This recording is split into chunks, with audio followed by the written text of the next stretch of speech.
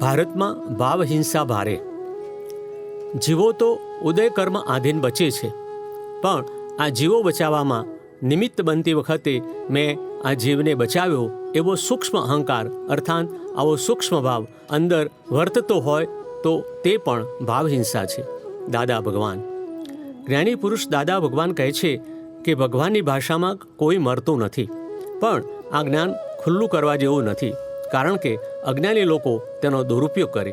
આ ભગવાનની ભાષાનું જ્ઞાન તો જે શુદ્ધાત્મા થયા છે તેને જ જાણવા જેવું છે. બીજાને જાણવા જેવું આ જ્ઞાન નથી. બીજા લોકોને માટે આ ઝેર સમાન છે.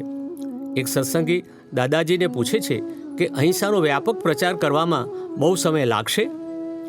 દાદાશ્રી સમજાવે છે, ઘણો સમય લાગે તો એ અહિંસાનો પ્રચાર પૂરેપૂરો ના થાય, કારણ કે સંસાર એટલે હિંસાત્મક જ વલણ બધું, એટલે એ તો મેળ ના ખાય. હિન્દુસ્તાનમાં થોડું ઘણું અહિંસા પાળવા માટે તૈયાર થાય, બાકી બધા લોકો તો અહિંસાને સમજે નહીં ને. દાદાજી કહે છે, આ જીવોને બચાવવા એ સૂક્ષ્મ નહીં પણ સ્થૂળ અહિંસા છે. હજુ લોકોને સ્થૂળ અહિંસા જ સમજાતી નથી તો સૂક્ષ્મ અહિંસા તો ક્યારે સમજાય? આ સ્થૂળ અહિંસા તો એમના લોહીમાં પડેલી છે, તેથી આ નાના પ્રકારના જીવોની અહિંસા સાચવે છે. બાકી અમુક અપવાદ સિવાય આ બધા પોતાના ઘરમાં આખો દાડો હિંસા જ કર્યા કરે છે. તે સત્સંગી દાદાને પ્રશ્ન કરે છે, આ પશ્ચિમના દેશોમાં લોકો નિરંતર દરેક કાર્યમાં હિંસા જ કરે છે, તો એ લોકો કઈ રીતે છૂટે?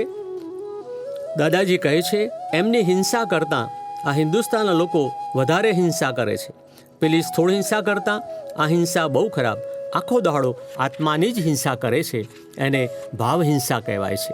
આ લોકો તો એટલે કે હિન્દુસ્તાનના બધાના આત્માને હિંસા કરે છે. જે ભેગો થાય તેની હિંસા કરે છે.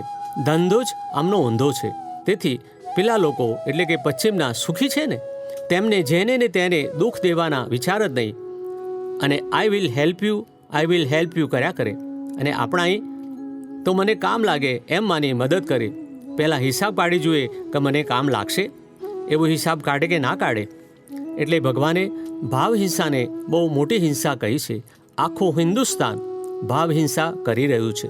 વધારેમાં વધારે હિંસા અહીંના લોકોની છે, કારણ કે આખો દાડો કકડાટ ને કકડાટ જ કર્યા કરે.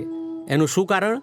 કે અહીંના લોકો વધારે જાગૃત છે, છતાંય આજના છોકરાઓ જે ઊંધા રસ્તે એટલે કે માંસાહારે ચડી ગયા છે ને જડ જેવા થઈ ગયા છે, એમને આવી ભાવ હિંસા બહુ ના હોય. બાકી જ્યાં વધારે જાગૃત હોય ત્યાં નરી ભાવ હિંસા હોય.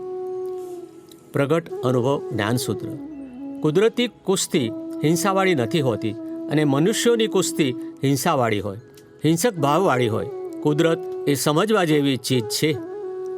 12/69 જ્ઞાની પુરુષ કનુ દાદાશ્રી.